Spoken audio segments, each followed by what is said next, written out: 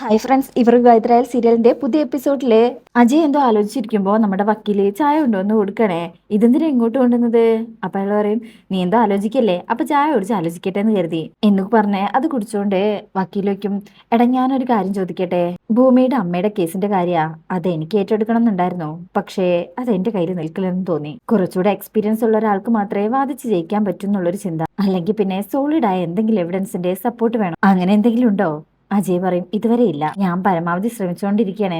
ഈ ദൈവത്തിന്റെ വിരലടയാളം എന്ന് പറയില്ലേ, അതുപോലെ എന്തെങ്കിലും തെരഞ്ഞോണ്ടിരിക്കുക. അതില്ലാതെ അവർക്ക് രക്ഷപ്പെടാൻ പറ്റില്ലടാ. അല്ലെങ്കിൽ നല്ലതുപോലെ ക്യാഷ് ഇറക്കി ആടിനെ പട്ടിയാക്കുന്ന ഏതെങ്കിലും ഒടിവിദ്യ അറിയണം. അങ്ങനെ ഒരു വക്കീലിനെ വെക്കണം. എന്നാ ഭൂമിക്ക് അങ്ങനെ നിവർത്തിയില്ലല്ലോ. വക്കീല് പറയും, അതേതായാലും ഇല്ല. അജയ് പറയും, ഓരോരുത്തർക്കും ഓരോ പ്രശ്നം. ഒന്നാലോചിച്ചാൽ മനുഷ്യർക്ക് ആർക്കും യഥാർത്ഥത്തിൽ സമാധാനമില്ല. അല്ലേടാ, എന്തു പറ്റിയടാ? ഒരു ഫിലോസഫി. നിനക്കെന്താ സമാധാനക്കേട്? തുറന്നു പറയടാ. അജയ് പറയും, വേറെന്താ, അവള് തന്നെ അഞ്ജന. ഓരോ ദിവസവും അവൾ എന്തെങ്കിലും ഒരു വേഷം കെട്ടലായിട്ട് വരും, എന്റെ ക്ഷമ നശിപ്പിക്കാൻ. എടാ, നിനക്ക് എന്നെ ഒന്ന് ഹെൽപ്പ് ചെയ്യാൻ പറ്റുമോ? എടാ, ഞാൻ എന്ത് ചെയ്യാനാ? എന്ത് ഹെൽപ്പ് ചെയ്യണം? അജയ് പറയും, നീ അവരോട് രണ്ടുപേരോടും ഒന്ന് സംസാരിക്കോ? ആര്? ആന്റിയോടോ അഞ്ജനയോടോ? അജയ് പറയും, അതെ, നീ ഒരു വക്കീലല്ലേ. ഇഷ്ടമില്ലാത്ത ഒരാളുടെ കൂടെ ജീവിക്കുന്നതിനേക്കാളും വലിയൊരു നരകമില്ലെന്ന് നീ അവരെ പറഞ്ഞൊന്ന് മനസ്സിലാക്കണം. വക്കീല് പറയും, റിസ്ക് ആണ്, എന്നാലും ശ്രമിക്കാം. താങ്ക്സ് എടാ, താങ്ക്സ്. ഞാൻ എത്ര ഡിസ്റ്റർബ്ഡ് ആയിരുന്നു എന്ന് നിനക്കറിയോ? എടാ, ഇന്നത്തെ ദിവസം നിനക്ക് ഓർമ്മയുണ്ടോ? ഈ ദിവസമായിരുന്നു ഞാൻ നാനയുടെ വിരലില് മോതിരം അണിയിച്ചത് എന്ന് പറയുമ്പോ അജയുടെ മുഖത്ത് നല്ല സന്തോഷാട്ടോ. വക്കീല് പറയും, നീ ഒന്നും ആലോചിച്ച് വിഷമിക്കാതെ എന്ന് പറഞ്ഞ് അങ്ങനെ അവിടുന്ന് പോവാണ്. അപ്പൊ അജയ്, അതായത് ഒരു ദിവസം പഴയ കാര്യം ആലോചിക്കാട്ടോ. അജയ് നയനയുടെ അടുത്തേക്ക് ചെന്നിരിക്കണേ. നയന ക്രിസ്ത്യൻ ബ്രൈഡിന്റെ ലുക്കില് പള്ളിയിൽ നിന്ന് ഇറങ്ങി വരികയാണേ. എന്നിട്ട് ചോദിക്കും, നിന്റെ ഭ്രാന്തിന്റെ ലുക്ക് ഇതൊക്കെ അല്ലേ? അജയ് പറയും, ആ, എന്ത് വട്ടാണത്? പള്ളി അങ്കണത്തില് വിവാഹ വേഷത്തില് എന്നെ കാണാന്നുള്ള ചിന്ത സാധാരണ എന്നെ പോലുള്ള കവികൾക്കും കഥാകൃത്തിനും ഇത്തരം നാടൻ ചിന്ത. അജയ് പറയും, എനിക്ക് ഭ്രാന്ത് തന്നെയാ, നിന്നോടുള്ള ഭ്രാന്ത്, നിന്നോടുള്ള ഇഷ്ടത്തിന്റെ മുഴുത്ത ഭ്രാന്ത്. ഇതിന്റെ പേരിൽ എന്നെ കൊണ്ടുപോയി ചികിത്സിക്കരുത്, എന്റെ രോഗം ഭേദമാക്കരുത്. നിന്നോടൊപ്പം ഭ്രാന്തമായി അലയണം, പ്രണയമഴ പെയ്യണം. ഞാൻ പറയും, നിർത്തടാ, ധാരാളമായി. എന്തിനാ സ്നേഹത്തിന് ഇത്രയധികം ധാരാളിത്തം? അപ്പൊ ഈ പോക്കറ്റിന് ഒരു റിങ് എടുക്കും. ഒരു ക്രിസ്ത്യാനി പെണ്ണിനെ ഹിന്ദു ആചാരപ്രകാരം ഗാന്ധർവ വിവാഹം ചെയ്യാണ് ഞാൻ എന്ന് പറഞ്ഞ് അത് വിരലിട്ട് കൊടുക്കുമ്പോ നയനയുടെ കണ്ണ് നിറയുന്നുണ്ട്. അജയ് നയനയെ ചേർത്ത് പിടിക്കും. അങ്ങനെ അന്നത്തെ ദിവസങ്ങളൊക്കെ അജയ് ഇപ്പൊ ഇങ്ങനെ നിന്ന് ആലോചിക്കുക. ശേഷം പിന്നീട് കാണിക്കുന്നത് ഭൂമിയാണ്. ഭൂമി ശങ്കരനാരായണൻ സാറിന്റെ വീട്ടിലെത്തിയിരിക്കുക. ഓട്ടോ ചേട്ടന്റെ അടുത്ത് വെയിറ്റ് ചെയ്യാൻ പറഞ്ഞിട്ട് ഭൂമി കോളിംഗ് ബെൽ അടിക്കും. അകത്തുനിന്ന് സാറ്, ആരാ എന്ന് നോക്കുമ്പോ ഭൂമി അറിയും, ധർമ്മം ചോദിക്കാൻ വന്നത് സാർ. നിൽക്ക്, ദാ വരുന്നു എന്ന് പറഞ്ഞിട്ട് പൈസ എടുത്തോണ്ട് വരും കേട്ടോ. ഭൂമി തിരിഞ്ഞു നിൽക്കും. ദാ എന്ന് പറഞ്ഞു കൊടുക്കുക. ഭൂമിയെ കാണുന്നതോ, ഭൂമിജ. ഭൂമി അറിയും, തിരിച്ചറിഞ്ഞല്ലോ, എന്നെ പറ്റിക്കായിരുന്നല്ലേ. പണ്ട് നിന്റെ ക്യാരക്ടർ എങ്ങനെയാ? വാ, മൈ ബെസ്റ്റ് ഫേവറേറ്റ് സ്റ്റുഡന്റ് എന്ന് പറഞ്ഞ് അകത്തേക്ക് സ്വീകരിക്കാം. അങ്ങനെ സാറ് ഭൂമിയുടെ വിശേഷങ്ങളൊക്കെ ചോദിക്കണേ. എത്ര വർഷമായി ഭൂമിജയെ കണ്ടിട്ട്? ഇടയ്ക്കൊക്കെ ആലോചിക്കും, എന്നാ ഈ വാതിൽ കടന്നു വരുന്ന കഴുത്തിയില്ല. ഇരിക്കുമോളെ. ഭൂമി അവിടെ ഇരുന്നിട്ട് പറയും, ഞാൻ അന്വേഷിച്ച് കണ്ടുപിടിച്ചതാ. ഒരാൾ പഠനം പൂർത്തിയാക്കാൻ 10-15 വർഷം എടുക്കും. ഇതിനിടയിൽ എത്ര എത്ര അധ്യാപകരെ കണ്ടുപോകുന്നു. അതിൽ എത്ര പേര് മനസ്സിൽ നിൽക്കും? അപൂർവം ചിലര്. അതിൽ ഫസ്റ്റ് റാങ്ക് തരുന്നത് ഞാൻ സാറിനാണേ. അപ്പോ സാറ് പറയും, എല്ലാ സ്റ്റുഡൻസിനും എന്നെ ഭയമായിരുന്നു, പക്ഷെ നീ മാത്രം അനുവാദം ചോദിക്കാതെ എന്റെ ഓഫീസിലേക്ക് വരുമായിരുന്നു. അതെനിക്ക് ഇഷ്ടമായിരുന്നു. ഭൂമി അറിയും, സാർ എന്നെ ശകാരിക്കണം എന്ന് ഞാൻ പ്രാർത്ഥിച്ചിട്ടുണ്ട്. എന്തിനാണെന്ന് അറിയോ? ശകാരിച്ച സാർ അന്ന് എനിക്കൊരു ചായ വാങ്ങിച്ചു തരും. എങ്കിൽ ഇപ്പൊ ഞാനൊരു ചായ ഇടാം എന്ന് സാറ് ചിരിച്ചോണ്ട് പറയുമ്പോ ഭൂമി അറിയും, വേണ്ട, ഞാനിടാം. അപ്പൊ സാറ് പറയും, ആയിക്കോട്ടെ. അന്ന് ക്വാർട്ടേഴ്സിൽ വന്ന് ചായ ഇട്ട് തരാൻ ഞാൻ പറഞ്ഞിരുന്നു. ഭൂമി ചായ ഉണ്ടാക്കാട്ടോ. അപ്പൊ സാറിന്റെ കൂടെ അന്ന് പറ്റാത്തത് കൊണ്ടാ ഇപ്പൊ ഇട്ട് തരുന്നത്. അങ്ങനെ ഭൂമിയെ കുറിച്ച് ഇങ്ങനെ ഓരോന്നോരോന്ന് ഓർത്ത് പറയാണ് സാറ്. സാറ് ചായ അടിച്ചുകൊണ്ട് പറയും, ആഹാ, എന്താ ഇത് മാജിക്, ഇങ്ങനെയും ചായ ഉണ്ടാക്കാൻ പറ്റുമോ? ഇപ്പൊ ഇത് എന്റെ തൊഴിലാണ് സാർ. എന്താ ഭൂമി? ഭൂമി അറിയും, അധ്യാപകർക്ക് മാർക്ക് കാണും, അതിനനുസരിച്ച് ഉയരണം എന്ന് തോന്നും. പെട്ടെന്ന് ജീവിതത്തിലെ ഭാരം തലയിൽ വരുമ്പോ അത് മാറ്റേണ്ടി വരും. പക്ഷെ അത് പ്രതീക്ഷിച്ചതുപോലെ ആവണമെന്നില്ല. എന്തായാലും ആ ജോലി ഞാൻ ആസ്വദിച്ച് ചെയ്യാൻ. ഞാനിപ്പോ സാറ് പഠിപ്പിച്ച ആ ക്രിമിനൽ ലോയർ വിദ്യാർത്ഥിയല്ല, ജീവിതം പഠിക്കണേ. ഓരോ അധ്യായവും എന്റെ പ്രതീക്ഷയോടൊപ്പം അല്ല, എന്നെ കൊണ്ടുപോകുന്നിടത്തേക്ക് ഞാൻ സഞ്ചരിക്കുക. എടുത്താ പൊങ്ങാത്ത അത്രയും ഭാരം തലയിൽ എടുത്തു വെച്ചിട്ടുണ്ട് ദൈവം. അപ്പോ എന്റെ ഭൂമി എന്നെ വെറുതെ കാണാൻ വന്നതല്ല എന്ന് നിന്റെ കണ്ണുകൾ പറയുന്നുണ്ട്. ഭൂമി അറിയും, ഞാനൊരു ഒപ്പീനിയൻ ചോദിക്കാൻ വന്നതാ എന്ന് പറഞ്ഞിട്ട് കൊണ്ടുവന്നൊരു ഫയല് സാറിന് കൊടുക്കാട്ടോ.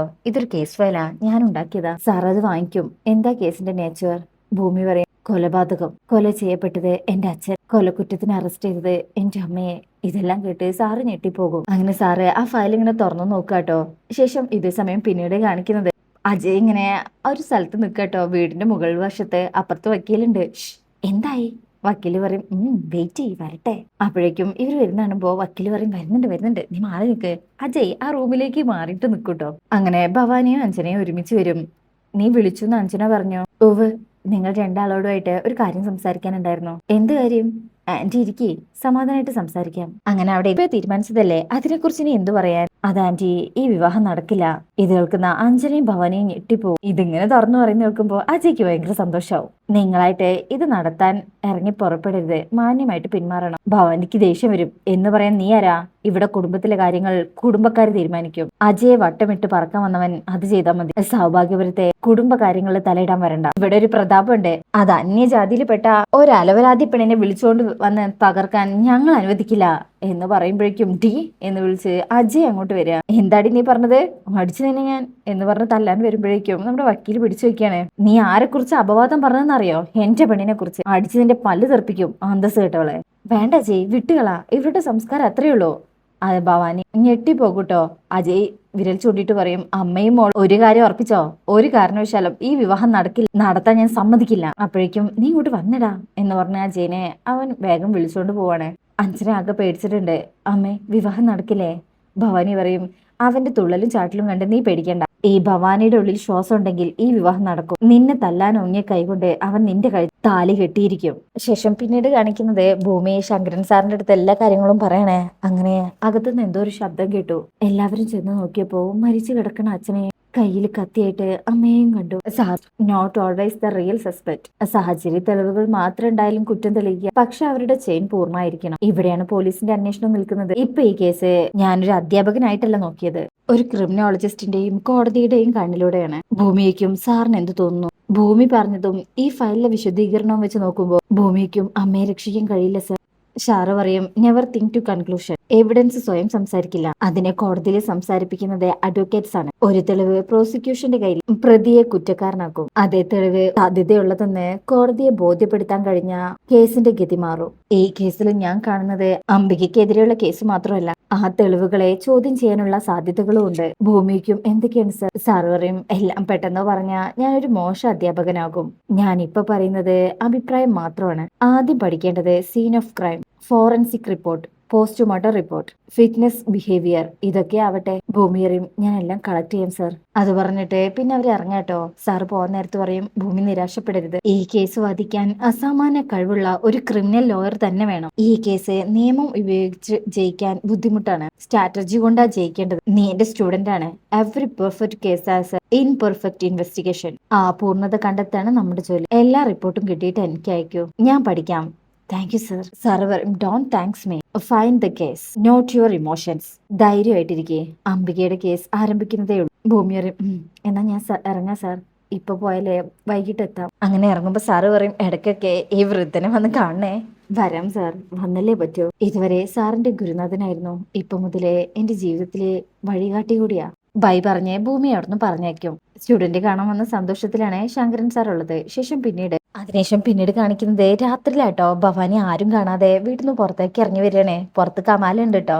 അങ്ങനെ കമാല് പറയും, എന്നെ ഒരു കാര്യം ഏൽപ്പിച്ചാ അത് ഞാൻ വൃത്തിയായി ചെയ്തിരിക്കും. വളരെ വിദഗ്ധമായ ഞാൻ ഈ കത്ത് സംഘടിപ്പിച്ചത് എന്ന് പറഞ്ഞു കൊടുക്കുമ്പോ അത് ഭവാനി വാങ്ങിക്കും. എനിക്ക് നല്ല ടെൻഷനുണ്ട്, ഇത് ഞാൻ മുറിയിൽ പോയി വായിച്ചോളാം. അല്ല മേഡം, അത് വായിച്ച് ഉറപ്പ് വരുത്തിയിരുന്നെങ്കിൽ എനിക്ക് സമാധാനമായിരുന്നു. കത്ത് ഇതല്ലെങ്കിൽ എനിക്ക് അടുത്ത നടപടിയിലേക്ക് കടക്കായിരുന്നു. അങ്ങനെ ഭവാനി ആ കത്ത് വായിക്കണേ.